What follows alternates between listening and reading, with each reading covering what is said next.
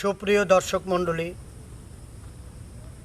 Zeki BD official YouTube channel থেকে আপনাদের সবাইকে আন্তরিক শুভেচ্ছা।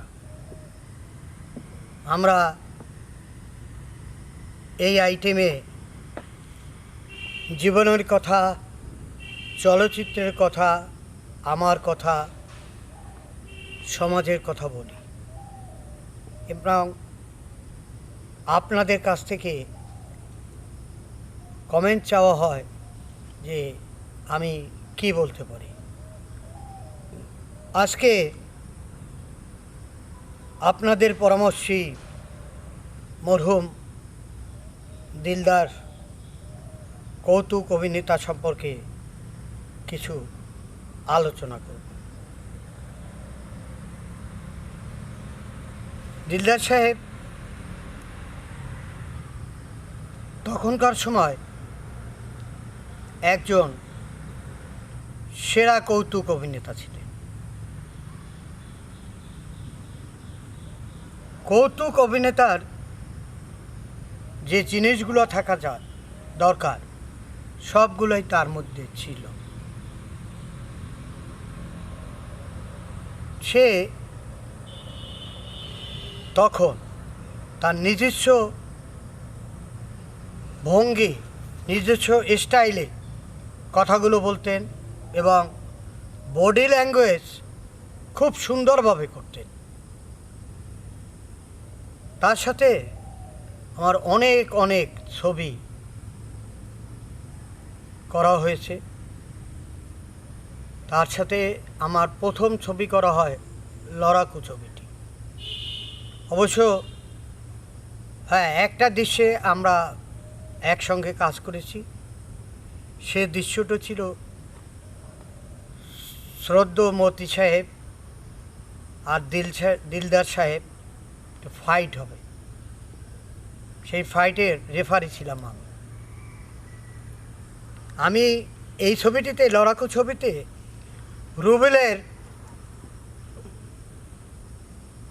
নায়ক রুবেলের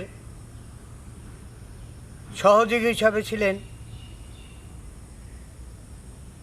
দিলদার, আর সোহেল রানা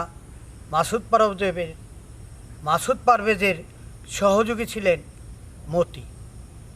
তো দিলদারের এমন একটা চরিত্র ছিল, দিলদার ওই ছবিতে মার্শাল আর্ট ভিত্তিক। সে একজন ভুয়া মার্শাল আর্ট প্রয়োগকারী। সে খুব পোসপাস করত, মনে হয় সে খুব মার্শাল আর্টের পারদর্শী। আর রুবেল ছিল একজন রিয়াল মার্শাল আর্ট ফাইটার। সে ওই ছবিতে রুবেলকে চ্যালেঞ্জ করত, আসো আমার সাথে লড়বে। তো যখন পোসপাস নিয়ে আসা হতো, রুবেলও আসতো, সেও আসতো, খুব মনে হয় ফাইট হবে। হঠাৎ সে বলতো, থামো, আজকে আকাশটা মেঘলা, আজকে ফাইট হবে না। এইরকম একটা রসাত্মক ক্যারেক্টার ছিল দিলদার সাহেবের। তো এক সময় তাকে মতি সাহেব চ্যালেঞ্জ করে, তুই কি ফাইট জানো, আমি শেখাবো।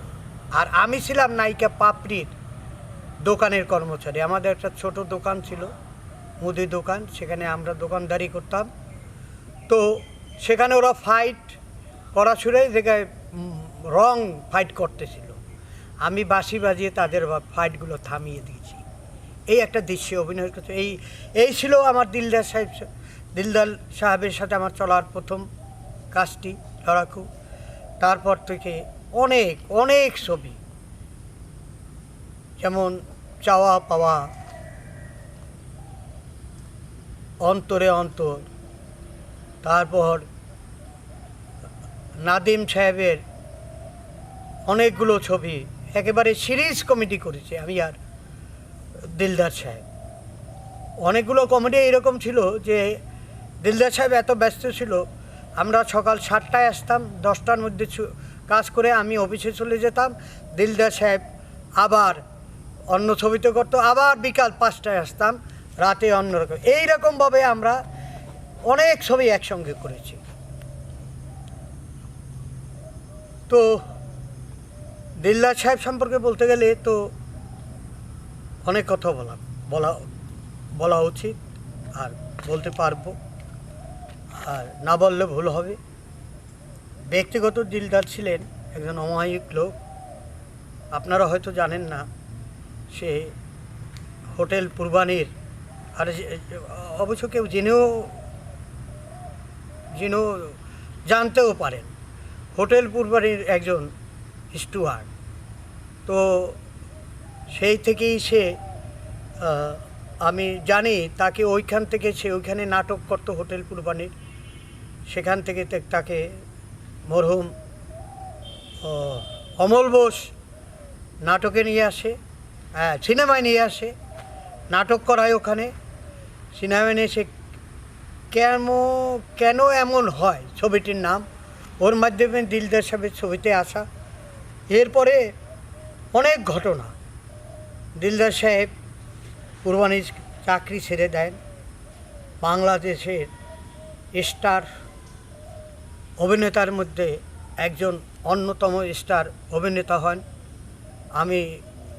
আমি দিলদার সাহেবের কথা বলতে গিয়ে বাংলাদেশের অনেক কৌতুক অভিনেতা তৈরি হয়েছে, কিন্তু সর্বোচ্চ পারিশ্রমিক নিয়েছেন দিলদার সাহেব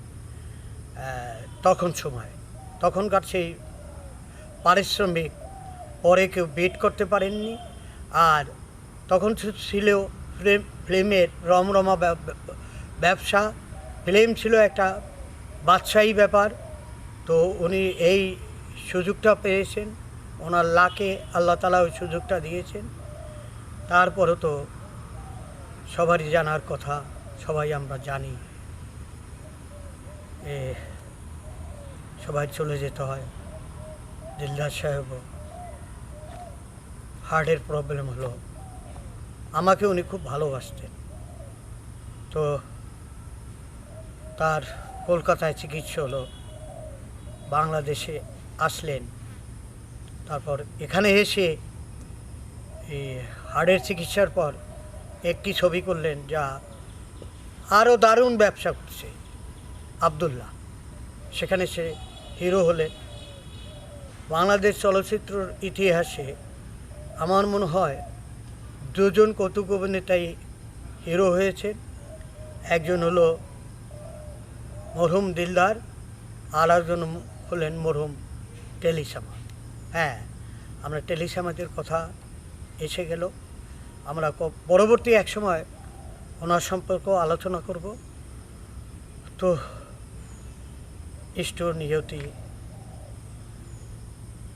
সবাই তো চলে যাবই, আমিও হয়তো এখন এই নিরিবিলি মাঠের মধ্যে বসে আছি, আমারও ডাক যে কোনো মুহূর্তে এসে যেতে পারে, আমিও চলে যাব, কেউ এখানে থাকবে না। এই মৃত্যুর কথা শুনলেই আমার কথা বলার বাধা আছে। স্মৃতির কোঠায়, মনে কোঠায় অনেক স্মৃতি জেগে ওঠে, যেগুলো বেদনাদায়ক। হয়তো সেই সময় ছিল সুখকর, এখন বেদনাময়। দিন যায়, কথা থাকে, তাদের কথা থেকেই যাবে যারা চলে গেছে। এই নিরিবিলি পরিবেশে আমি সৃষ্টিকর্তার কাছে কায়মন বাক্যে প্রার্থনা করি, মরহুম দিলদার সাহেবের আত্মায় শান্তি বর্ষিত করুক আল্লাহ তাআলা। আমিন। দর্শক মণ্ডলী, সবসময় যাবার সময় দুঃখের কথা বলি, আপনারা মনে কিছু নেবেন না। দুঃখ এবং সুখের তো জীবন। সুখ বলবো, দুঃখ বলবো না। আর আমারও তো অনেক দুঃখ আছে, সেগুলো এক সময় বলবো। বেঁচে থাকার মধ্যেও অনেক দুঃখ আছে। আজকে এখানেই শেষ করি। আমাদের জেকি বিডি অফিসিয়াল চ্যানেলটি যারা সাবস্ক্রাইব করেন, শেয়ার করেন, কমেন্টস করেন, সবাইকে ধন্যবাদ। এবং যারা শেয়ার করেননি, আশা করব তারা শেয়ার করবেন, সাবস্ক্রাইব করবেন, কমেন্টস করবেন। এই বলেই বিদায় নিচ্ছি। সকলকে আন্তরিক ধন্যবাদ।